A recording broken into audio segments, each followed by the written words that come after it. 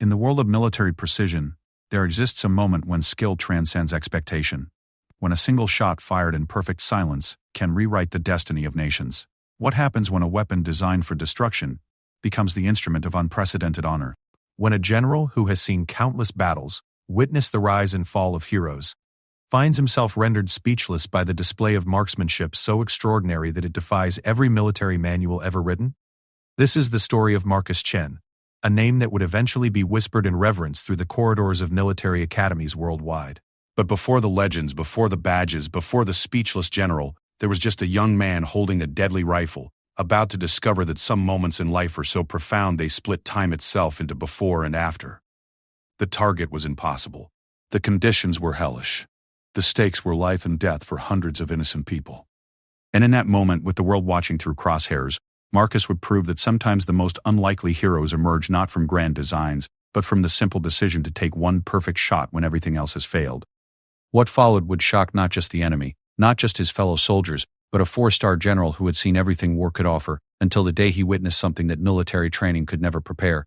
Something that would leave him speechless and forever change how the military viewed precision, courage, and the thin line between life and death.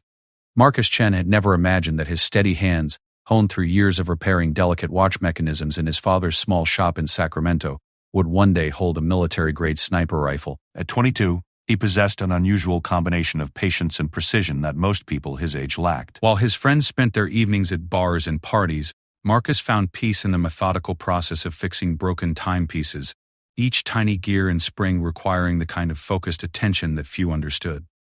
The decision to enlist came after the attacks that shook the nation. Marcus watched the news coverage with his father, both men sitting in contemplative silence as the reports rolled in. His father, a Vietnamese immigrant who had fled his homeland decades earlier, placed a weathered hand on Marcus's shoulder. "Sometimes," the older man said quietly, "we must choose between the comfort of safety and the burden of service." The next morning, Marcus walked into the recruitment office. Basic training revealed what Marcus had always known about himself but never put to use in a military context. His instructors noticed immediately that he approached every task with the same methodical precision he brought to watchmaking. Whether field stripping a rifle or navigating an obstacle course, Marcus moved with deliberate efficiency. He wasn't the fastest recruit nor the strongest, but he was consistently accurate in everything he attempted. Sergeant Rodriguez, a combat veteran with 3 tours under his belt, pulled Marcus aside after a particularly challenging marksmanship exercise. The other recruits had struggled with the windy conditions and poor visibility, but Marcus had managed to place every shot within the target's center ring. "Chen," Rodriguez said, studying the young man's target through binoculars, "have you ever considered specialized training?" Marcus shook his head. He had enlisted with the simple goal of serving his country, without any grand ambitions or specific military career in mind. The idea of becoming anything other than a regular soldier seemed beyond his reach. But Rodriguez saw something different. In his years of training recruits, he had encountered perhaps 3 or 4 individuals, with Marcus's natural ability to remain calm under pressure while maintaining pinpoint accuracy. The recommendation moved Marcus from basic infantry training to the preliminary sniper school evaluation. The transition was jarring. Suddenly, he found himself among soldiers who had specifically sought out this path, many of whom had prior military experience or came from families with long military traditions. Marcus felt out of place among these confident, often boastful individuals who seemed to view precision shooting as a competitive sport rather than a solemn responsibility. The evaluation process was brutal. Candidates were subjected to physical stress tests that pushed their bodies to the breaking point, followed immediately by marksmanship challenges that demanded perfect accuracy despite exhaustion and discomfort. The instructors created scenarios designed to break concentration, sudden loud noises, uncomfortable positions held for hours, and targets that appeared for only seconds before disappearing. Many candidates who had entered the program with swagger and confidence found themselves eliminated within the first week. The combination of physical demands and mental pressure proved too much for soldiers who had never learned to find calm in the midst of chaos. Marcus, however, discovered that the structured challenge felt familiar.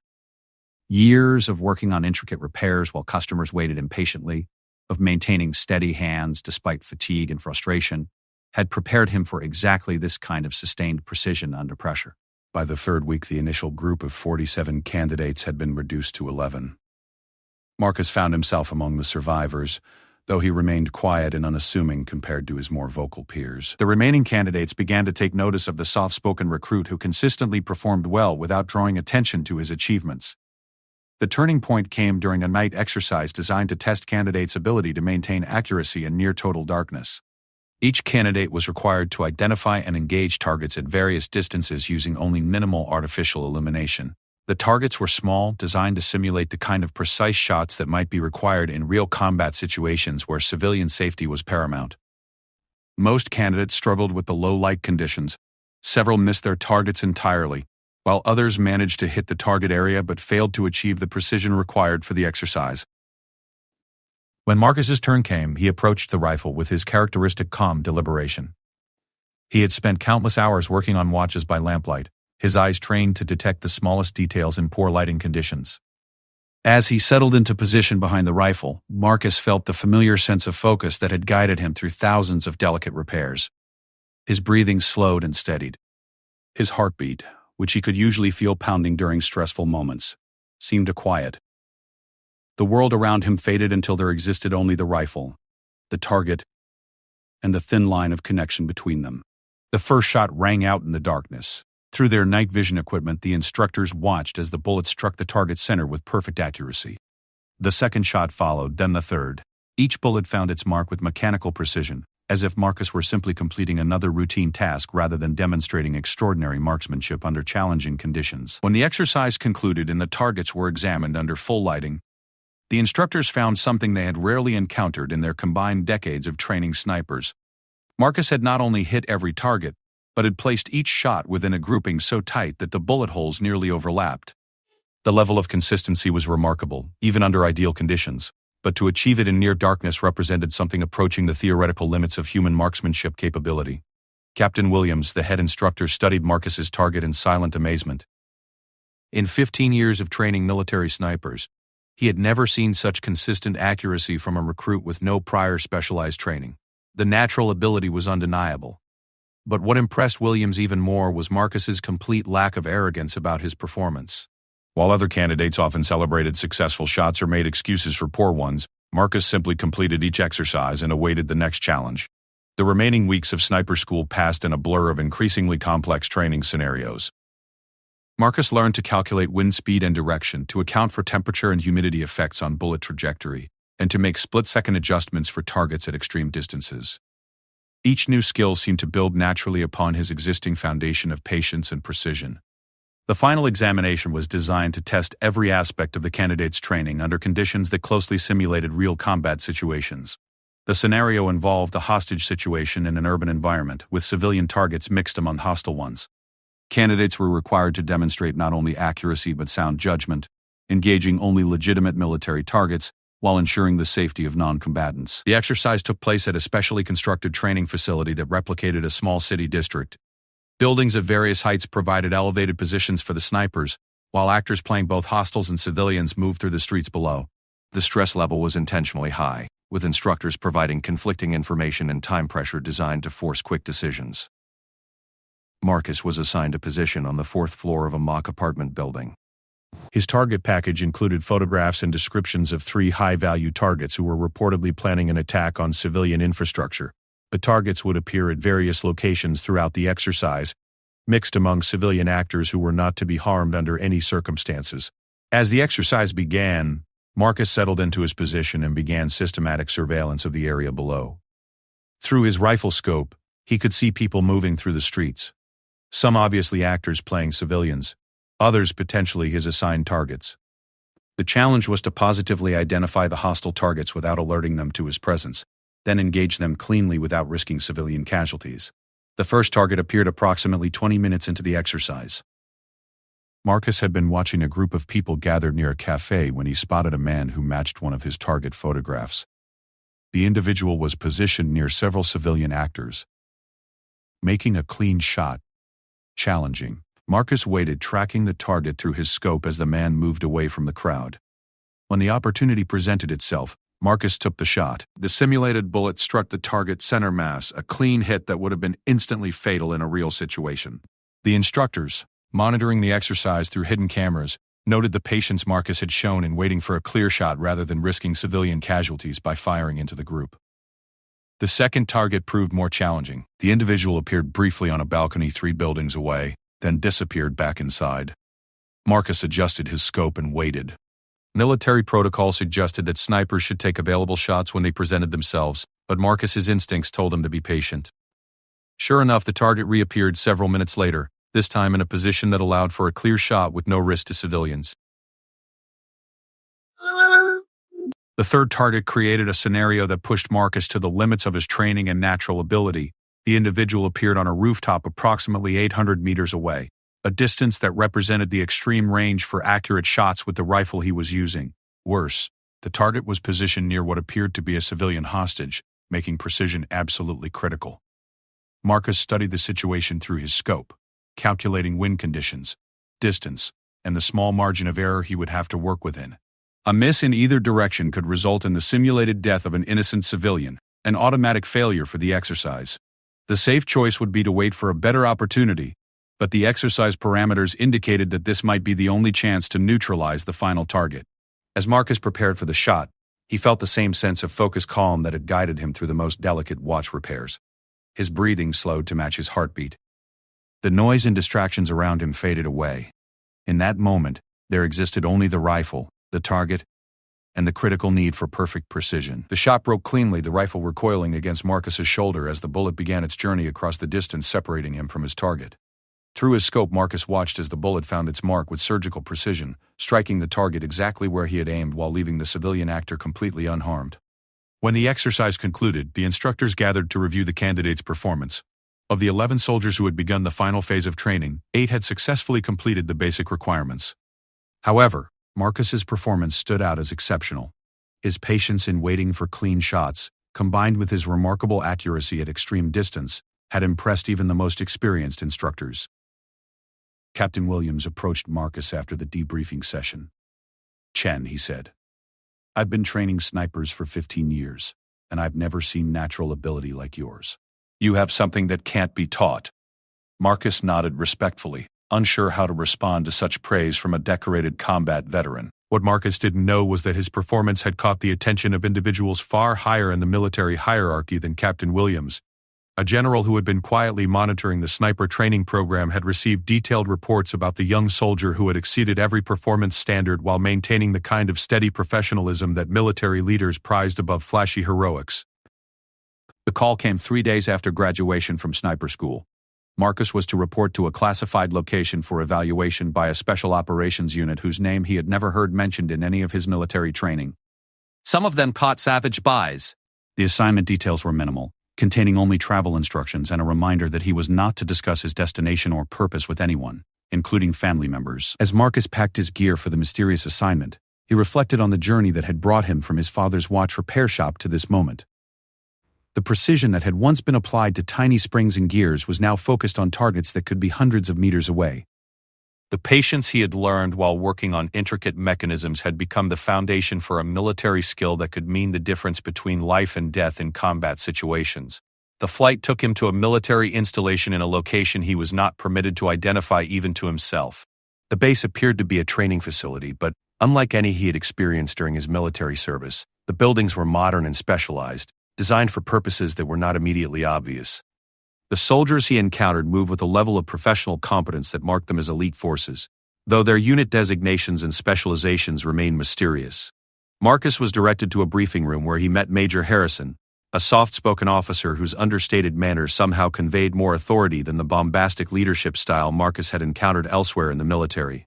Harrison reviewed Marcus's training records and performance evaluations in silence before looking up with a slight smile. "Marcus," Major Harrison said, "you've been brought here because your abilities have attracted attention at the highest levels of military leadership.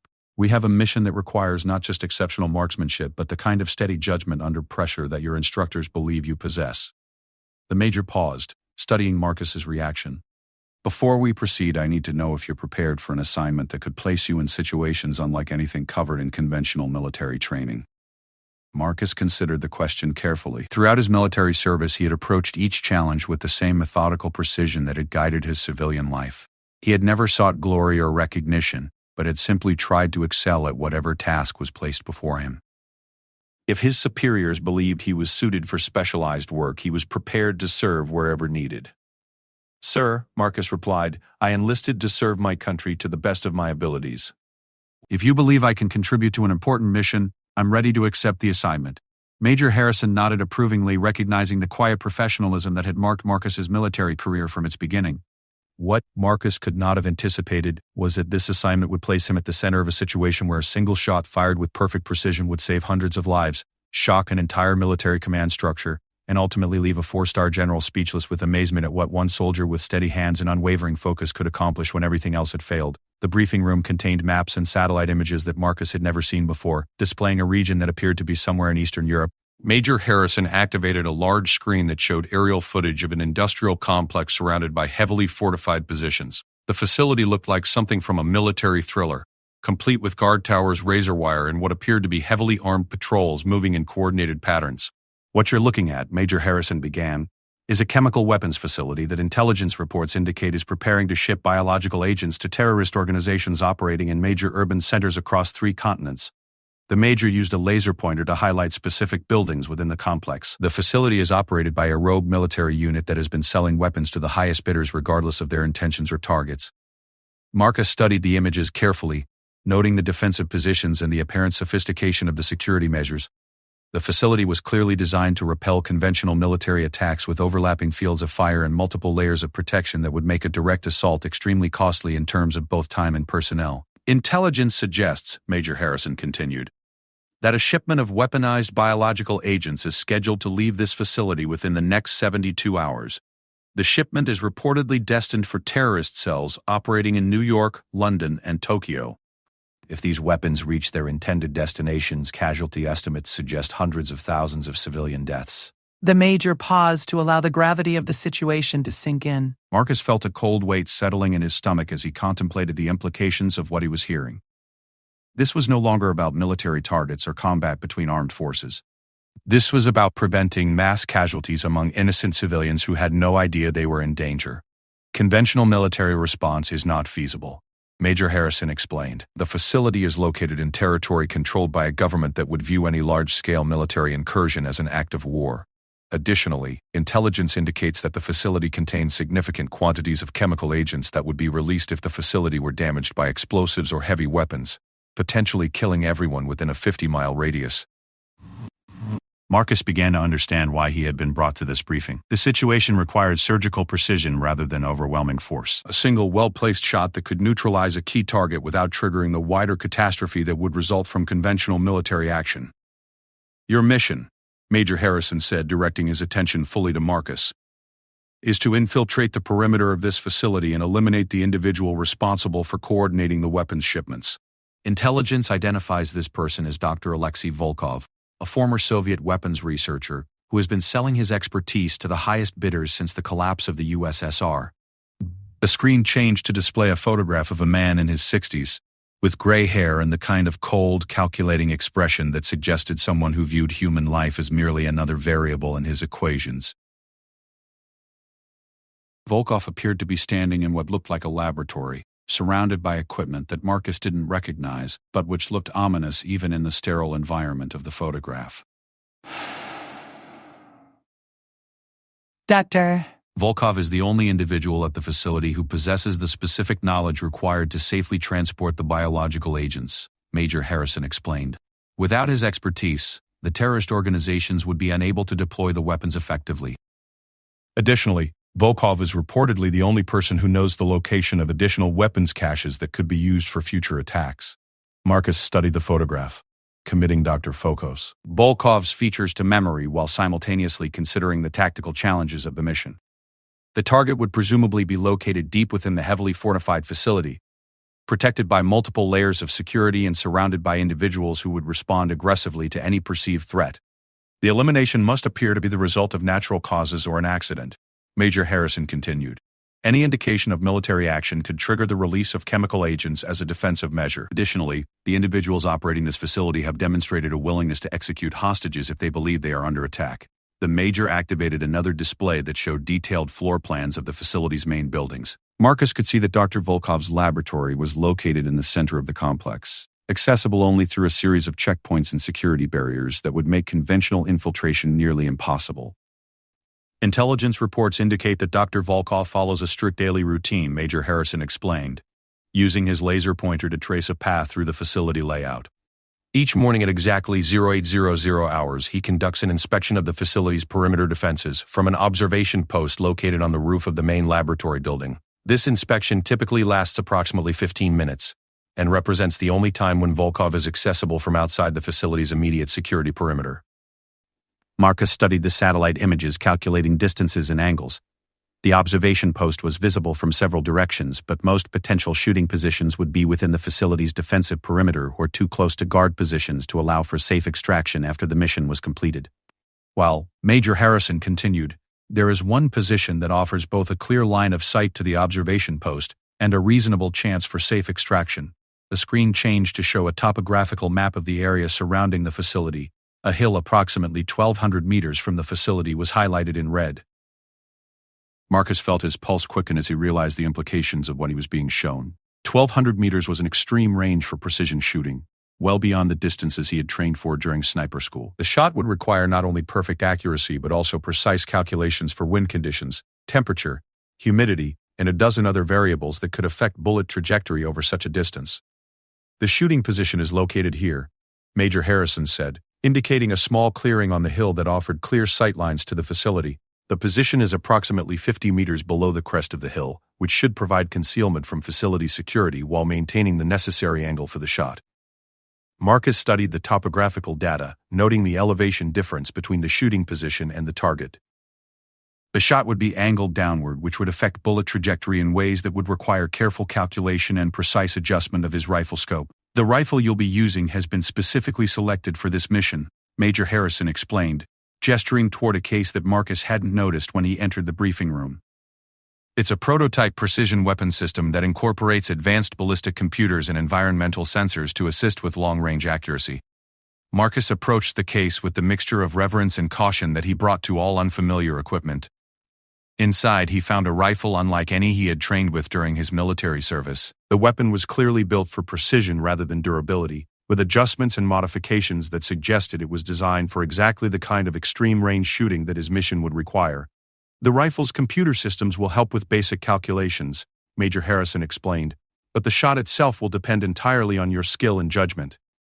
The computer can account for environmental factors, but it cannot compensate for human error or the kind of steady nerves required for this level of precision. Marcus lifted the rifle from its case, immediately noting its perfect balance and the precision with which every component had been manufactured and installed. The weapon felt like an extension of the same principles he had applied to watchmaking, where every part had to function in perfect harmony with every other part to achieve the desired result. You'll have exactly one opportunity to complete this mission, Major Harrison warned. Dr. Trespel's Volkov's inspection routine is consistent, but any deviation from normal facility operations will likely cause him to alter his schedule. Additionally, missing the target or alerting facility security would almost certainly result in the immediate execution of several hostages who are currently being held at the facility. The weight of responsibility settled over Marcus like a physical burden. This was no longer about demonstrating marksmanship skills or impressing military instructors. A single shot fired from over 1,000 meters away would determine whether hundreds of thousands of innocent people lived or died, whether terrorist organizations gained access to weapons of mass destruction, and whether the hostages being held at the facility survived to see another day.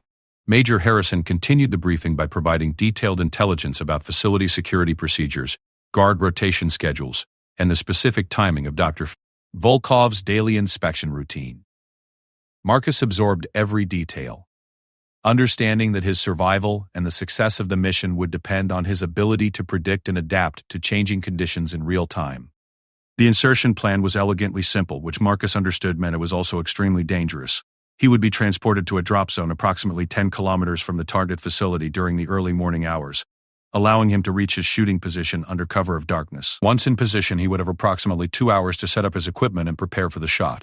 Weather forecasts indicate clear conditions with light winds, Major Harrison reported, but you should be prepared for conditions to change rapidly. The target area is known for sudden weather shifts that could affect visibility and wind patterns.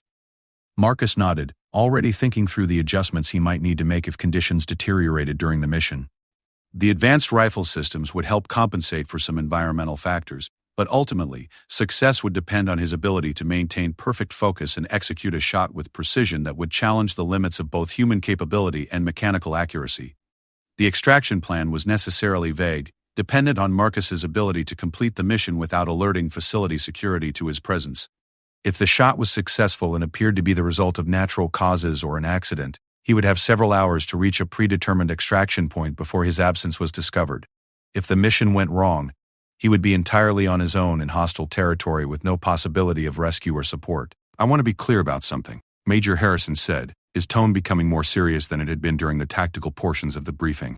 "This mission exists because conventional military options have been exhausted. If you succeed, you will have prevented a catastrophe that could destabilize governments and kill more people than some wars. If you fail, the consequences will be measured in casualty numbers that are difficult to comprehend." The casualty is extremely simple. Marcus understood that he was being given the opportunity to back out of the mission to request reassignment to something less critical and dangerous. The thought crossed his mind briefly, but he dismissed it almost immediately. He had not enlisted in the military to avoid difficult responsibilities, and he had not spent months in specialized training to abandon a mission when his skills were desperately needed. "Sir," Marcus replied, "I understand the stakes and the risks. If you believe I'm the right person for this mission, I'm prepared to proceed." Major Harrison studied Marcus for a moment, perhaps looking for signs of bravado or uncertainty that might indicate he was making the wrong choice. What he saw was the same steady professionalism that had marked Marcus's military career from its beginning. The remainder of the briefing covered technical details about the rifle systems, communication protocols, and contingency procedures for various scenarios that might develop during the mission. Marcus absorbed every detail while simultaneously visualizing the shot he would need to make, running through calculations and adjustments in his mind until the process became as familiar as the routine maintenance procedures he had learned during his civilian watchmaking career. As the briefing concluded, Marcus was provided with detailed maps of the target area, photographs of key landmarks, and a complete dossier on Dr. Volkov that included not only physical descriptions but behavioral patterns that might be relevant during the mission. The level of intelligence preparation was unlike anything Marcus had encountered during his military training, reflecting the critical importance that senior leadership placed on the mission's success. The final element of the briefing was perhaps the most sobering. Major Harrison activated the screen that showed casualty projections for various scenarios, ranging from the successful completion of the mission to different degrees of failure. The numbers were staggering, with estimates suggesting that failure could result in civilian deaths reaching into the hundreds of thousands as biological weapons were deployed in major urban centers. These projections represent real people, Major Harrison emphasized. Families, children, individuals who have no idea that their lives may depend on a shot fired by someone they will never meet, in a place they couldn't find on a map. The Major paused, allowing the human dimension of the mission to sink in. "This is why we do this work, Marcus, not for glory or recognition, but to protect people who can't protect themselves." As Marcus prepared to leave the briefing room, he was struck by the realization that everything in his life had somehow led to this moment. The patience learned through watchmaking, the precision developed during military training, the steady nerves that had carried him through every challenge he had faced, all had prepared him for a mission where a single shot would determine the fate of countless innocent people. The next 24 hours would be spent in final preparation, equipment checks, and mental rehearsal. Marcus would practice the shot repeatedly using computer simulations and scaled training facilities, but ultimately, success would depend on his ability to maintain perfect composure while executing a task that pushed the boundaries of human capability. As he walked toward his assigned quarters, Marcus reflected on the journey that had brought him from his father's small watch repair shop to this moment of enormous responsibility. Tomorrow he would attempt something that most military professionals would consider impossible, a shot that would require not just technical skill but the kind of steady focus that could only come from years of applying patient precision to the smallest details. The weight of the mission settled over him as he prepared for what might be the most important 24 hours of his life, and possibly the most important shot in the history of modern warfare. The pre-dawn darkness felt different as Marcus made his final equipment checks. Every piece of gear had been inspected multiple times, every calculation verified and re-verified. The prototype rifle lay disassembled in its specialized case, each component secured for the journey to what would become the most important shooting position of his military career. The weight of responsibility had transformed from a burden into a focused energy that seemed to sharpen his senses and steady his breathing. The helicopter insertion went flawlessly, the aircraft landing just long enough for Marcus to disembark before disappearing into the darkness. The pilot's only words had been "good hunting," but the tone conveyed the same understanding of the mission's importance that had marked every interaction Marcus had experienced over the previous 24 hours. The 10-kilometer hike to his shooting position took Marcus through terrain that tested every aspect of his military training. The route had been carefully planned to avoid known patrol areas and security checkpoints, but the path led through dense forest and across streams that could potentially compromise his equipment if he made even a small error in navigation or movement. As Marcus moved through the darkness, his mind automatically processed the environmental conditions that would affect his shot. The air was crisp and still, with visibility that extended well beyond what he would need for target identification. The weather forecast had proved accurate, with clear skies and minimal wind that would reduce the variables he needed to account for during the actual shot. The shooting position was exactly as described in his briefing materials. A small clearing that offered an unobstructed view of the target facility while remaining concealed from casual observation. Marcus arrived with 90 minutes to spare before Dr. Volkov's scheduled inspection, providing ample time to set up his equipment and make the precise adjustments that would be required for a shot at this extreme range. The rifle assembly process was methodical and careful, each component checked and secured according to procedures that Marcus had practiced until they became second nature. The advanced ballistic computer integrated seamlessly with the rifle's scope and environmental sensors, providing real-time calculations for wind speed, temperature, humidity, and atmospheric pressure.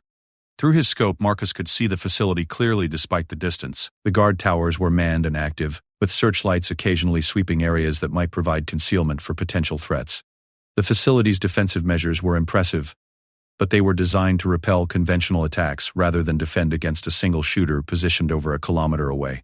The observation post where Dr. Volkov would conduct his daily inspection was clearly visible, a small structure on the roof of the main laboratory building. Marcus noted the exact position where intelligence reports suggested the target would appear and began making the minute adjustments to his rifle scope that would be necessary to place a shot with surgical precision at this distance. As he settled into his shooting position, Marcus felt the same sense of focused calm that had guided him through the most challenging exercises during sniper school. His breathing slowed and deepened, his heartbeat steadying into the rhythm that he had learned to use as a timing mechanism for precision shots. The world around him seemed to fade away until there existed only the rifle, the target, and the critical need for perfect accuracy. The ballistic computer provided constant updates on environmental conditions, but Marcus found himself relying more on his trained instincts than on the technological assistance. Years of experience had taught him to read wind patterns in the movement of vegetation, to sense changes in atmospheric conditions through subtle shifts in visibility and sound transmission. At 075, 5 hours, exactly 5 minutes before Dr. Volkov's scheduled appearance, Marcus conducted his final equipment checks. The rifle was perfectly zeroed. The environmental sensors were providing consistent readings, and his shooting position was stable and comfortable enough to maintain for an extended period if necessary. Everything was as ready as human preparation could make it. At 0800 hours precisely, a figure appeared on the observation post. Through his high-magnification scope, Marcus could clearly identify Dr. Volkov from the photographs he had studied during his mission briefing. The target was wearing a white laboratory coat that made identification certain and was moving with the confident, unhurried pace of someone following a familiar routine. Marcus tracked the target through his scope, noting the pattern of movement and the timing that would be critical for the shot. Dr. Volkov appeared to be conducting his inspection systematically, moving from position to position around the observation post while examining different aspects of the facility's defenses. The range calculation confirmed 1,207 meters, well within the extreme range capabilities of the prototype rifle, but requiring absolute precision in every aspect of the shot. Marcus adjusted his scope for the slight difference from the expected 1,200 meters, making corrections so minute that they would be meaningless at conventional shooting distances, but critical at this range. Wind conditions were nearly ideal, with only a slight crosswind that the ballistic computer calculated would require a correction of less than 2 inches at the target distance. Marcus confirmed the computer's calculations through his own observations of wind effects on vegetation between his position and the facility. Temperature and humidity readings were steady, providing the kind of consistent atmospheric conditions that precision shooters dream about. The morning air was clear and still, with visibility that made the distant target appear almost close enough to reach with conventional weapons. As Dr. Volkov moved into the position where intelligence reports indicated he would spend the most time during his inspection, Marcus prepared for the shot that would determine the success or failure of the entire mission. His finger found the rifle's trigger, applying just enough pressure to take up the slack without beginning the firing sequence. Through his scope, Marcus could see his target clearly, studying documents that appeared to be related to facility security procedures.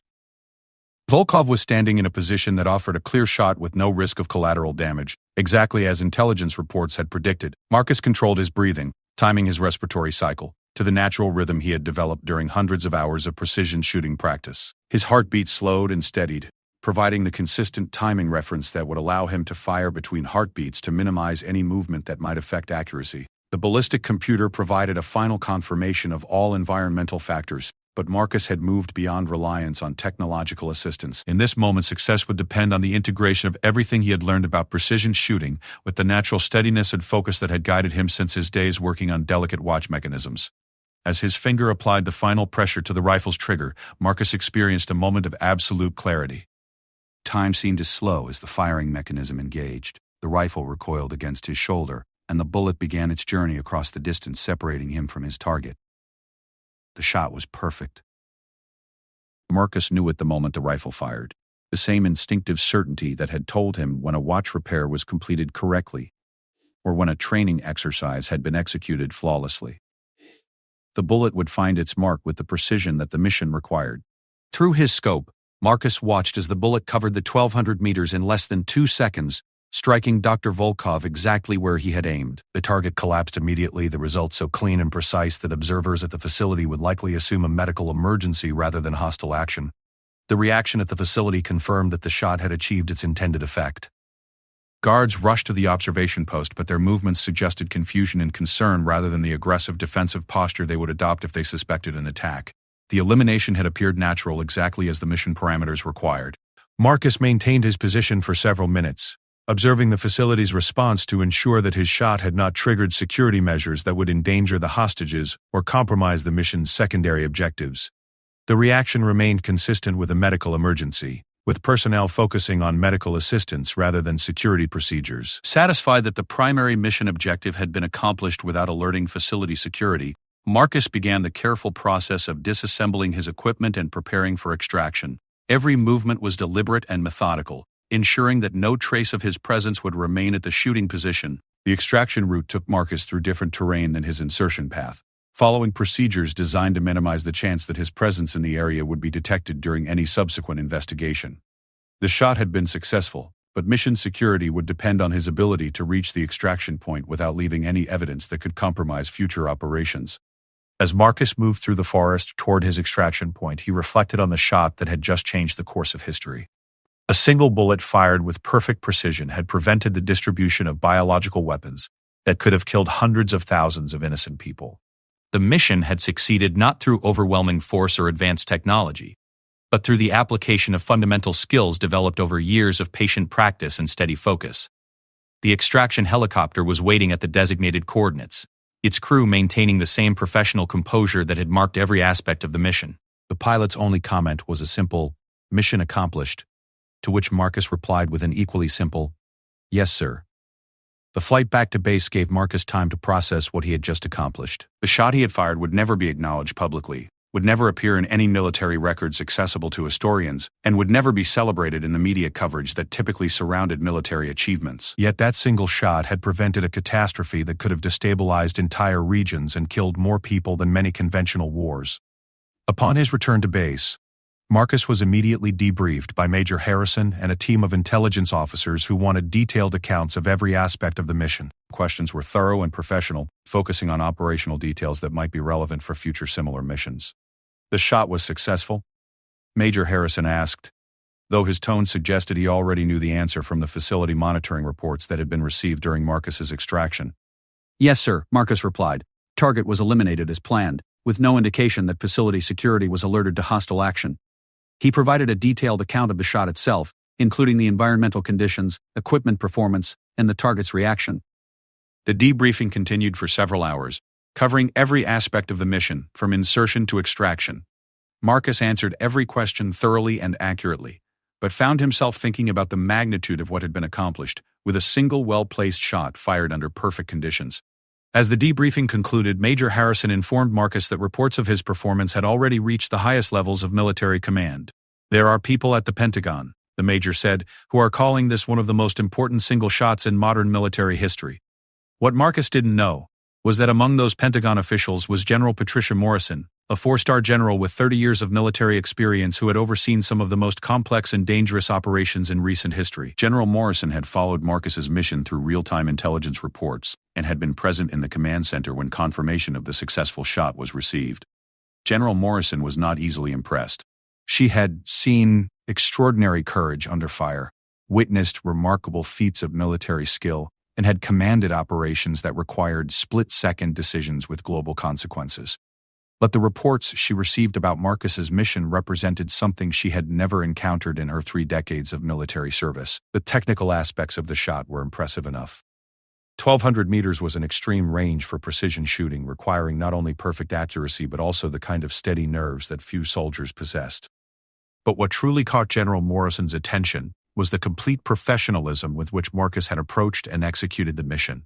According to the reports she received, Marcus had never asked about recognition or advancement opportunities. He had never boasted about his capabilities or sought attention for his achievements. He had simply completed an impossible task with the same methodical precision he would bring to any assigned duty, then returned to base ready for whatever mission might be assigned next. "I want to meet this soldier," General Morrison told her aide. "Anyone who can make that shot under those conditions, with those stakes, deserves personal recognition from someone who understands what he accomplished." The meeting was arranged for the following day, though Marcus was not told the identity of the general who wished to speak with him.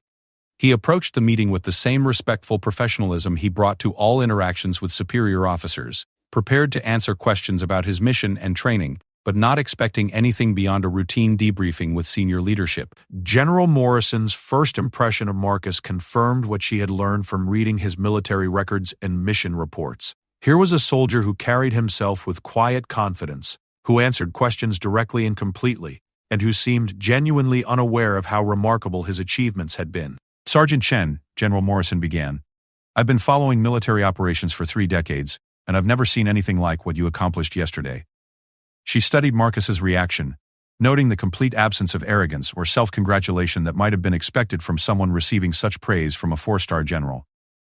"Thank you, ma'am," Marcus replied simply. "I was pleased that the mission was successful."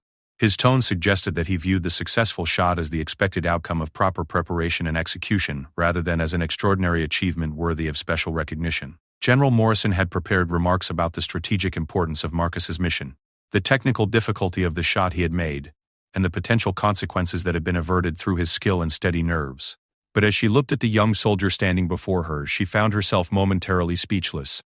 In 30 years of military service, General Morrison had met heroes who sought glory, professionals who took pride in their expertise, and dedicated soldiers who understood the importance of their work. But she had never encountered someone who could accomplish something so extraordinary while remaining so completely unaffected by the magnitude of his achievement.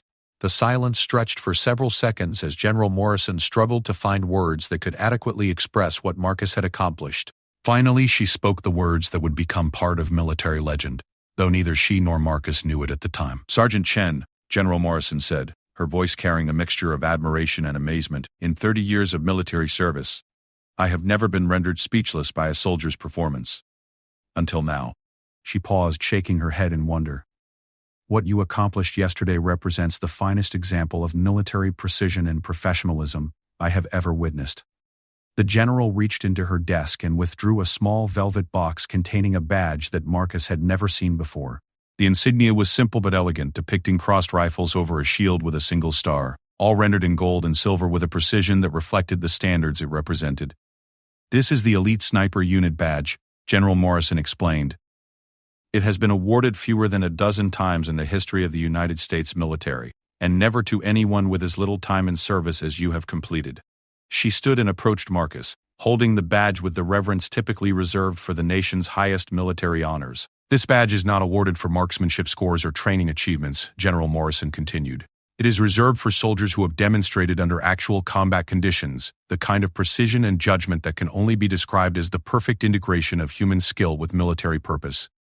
As General Morrison pinned the badge to Marcus's uniform, she reflected on the journey that had brought both of them to this moment.